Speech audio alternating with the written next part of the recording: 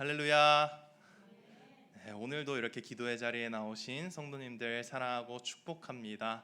와, 오늘 날씨 정말 더우셨죠? 이번 한 주 평안하셨습니까? 좋습니다. 저는 생각보다 너무나 바쁜 한 주를 보냈습니다. 시험 기간이 되어서 그런지 엄청 바쁘더라고요. 저에게 있어서 중요한 일들이 하나하나씩 추가되면서 너무나도 많아졌습니다. 그것들을 다 소화를 하려니까 너무 힘들더라고요. 그런데 저에게 갑자기 두 가지 선택지가 생기게 되었습니다. 바로 어제 일이었습니다.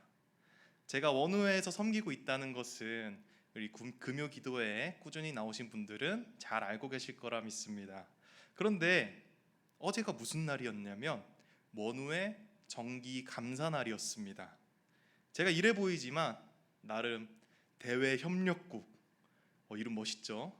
대외협력국 국장으로 섬기고 있습니다.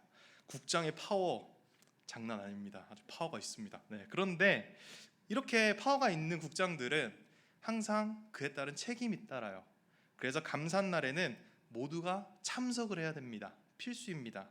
할 일도 많고 신경 써야 하는 부분들이 너무나 많아요. 서류도 막 준비해야 되고요. 그런데 어제가 또 무슨 날이었냐면 우리 중고등부 최은비 학생의 생일이었습니다. 저에게 두 가지 선택지가 생겼습니다. 한쪽에는 원우의 그 동료들, 막 서류 작업하고 돈 계산하고 있는 이 동료들을 생각하고 그쪽으로 가느냐, 아니면 우리 은비의 생일을 축하해 주러 가느냐. 제가 어떤 선택을 했을까요? 힌트를 드릴까요? 영화 영웅이라고 혹시 아십니까? 영웅? 안중근 의사에 대한 내용인데요. 이 영화에 보면 안중근 의사가 동료들의 그 희생당하는 순간에도 어디로 가냐면 하얼빈 역으로 갑니다. 왜냐하면 하얼빈 역에 대한민국의 위협이 되는 이토 히로부미가 오기 때문이죠.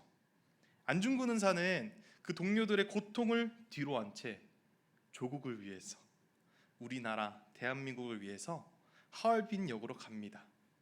그리고 이토 히로부미를 총으로 암살하게 되죠. 혹시 힌트가 되셨나요?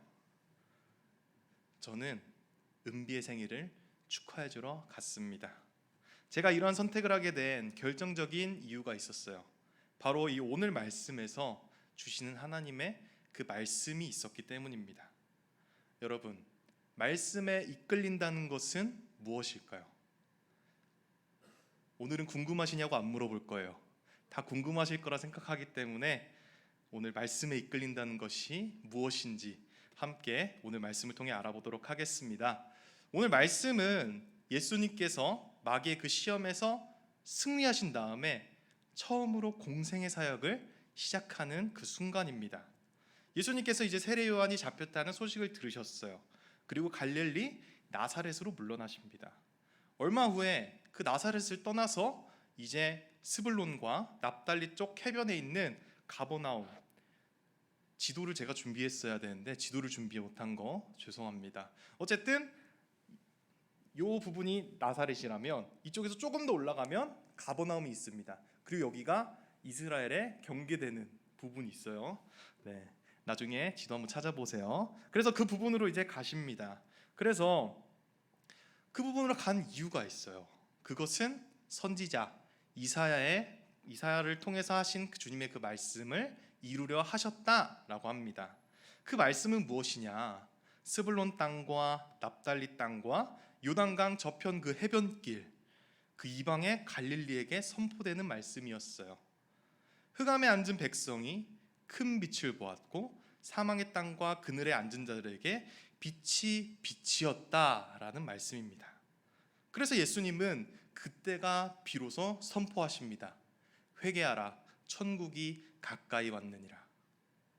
그런데 여러분, 이 부분에서 무엇이 보이시나요? 이 부분을 통해서 하나님은 우리에게 무엇을 요구하고 계실까요? 뭔가 예수님의 공생애가 시작되었구나. 예수님께서 하늘에 계실 때 그 던져놓으셨던 떡밥들 회수하려고 하는구나. 그런데 우리 조금만 더 자세히 볼까요? 12절을 한번 보겠습니다. 제가 읽을게요. 예수께서 요한이 잡혔음을 들으시고 갈릴리로 물러가셨다가 라고 말씀하고 있습니다. 이 부분 뭔가 이상하지 않으신가요? 마태복음은 마태가 그 당시 유대인들에게 예수님에 대해서 제대로 알게 하려고 쓰여졌다라고 많은 학자들이 말을 해요.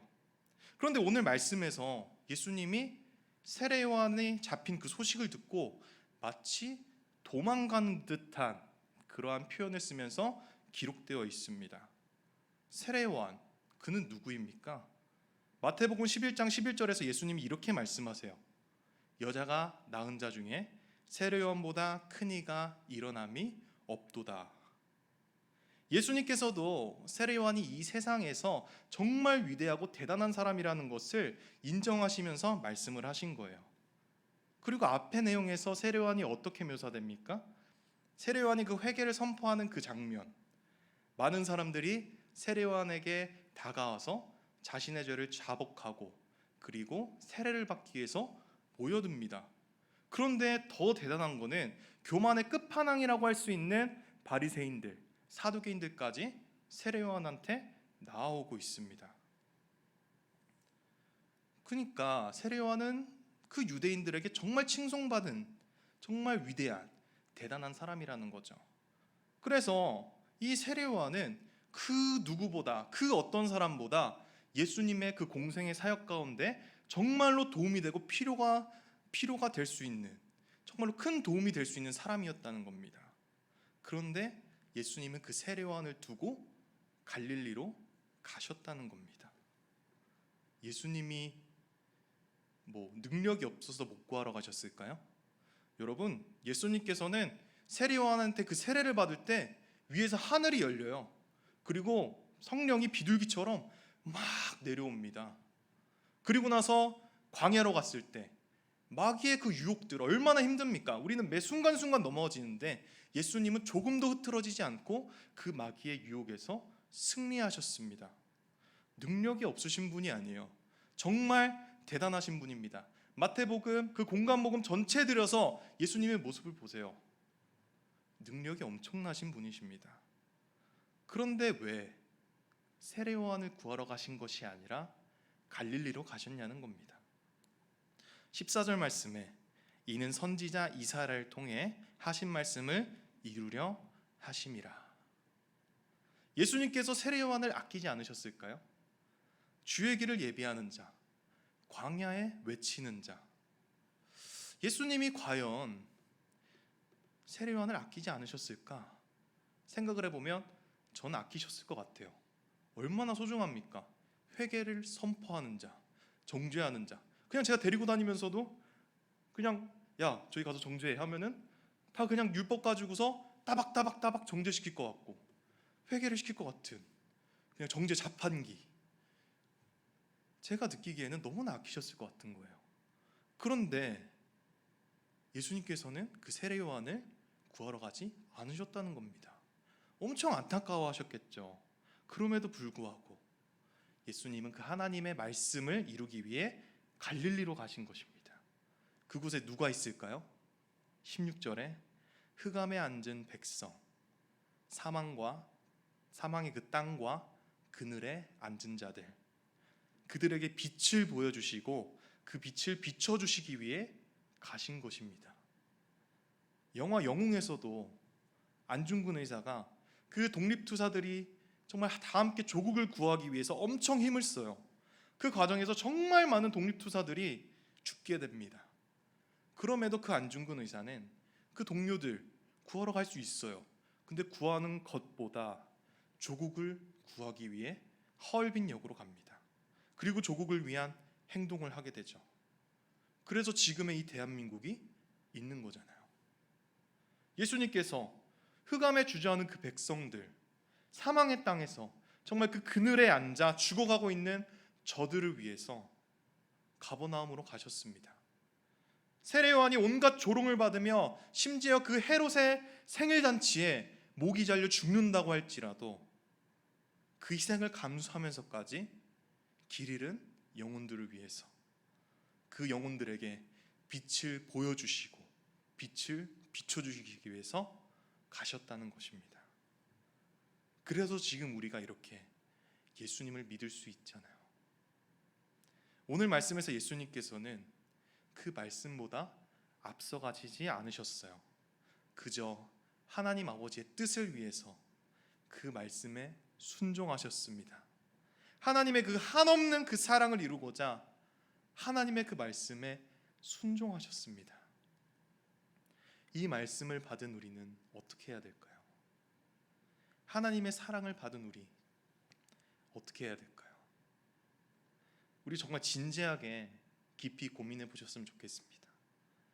우리가 두 갈래 길에 서게 된다면 한쪽 길은 나의 뜻대로 가는 길, 한쪽 길에는 하나님의 뜻대로 가는 길. 여러분들은 어떤 선택을 하시겠습니까? 바라기는 우리가 그 말씀에 이끌려서 하나님을 더욱 사모하는 그 길로 꿋꿋하게 걸어가시기를, 그래서 하나님의 그 사랑, 하나님의 기쁨을 맛보는 저와 여러분들 되기를 간절히 소망합니다. 찬양하겠습니다.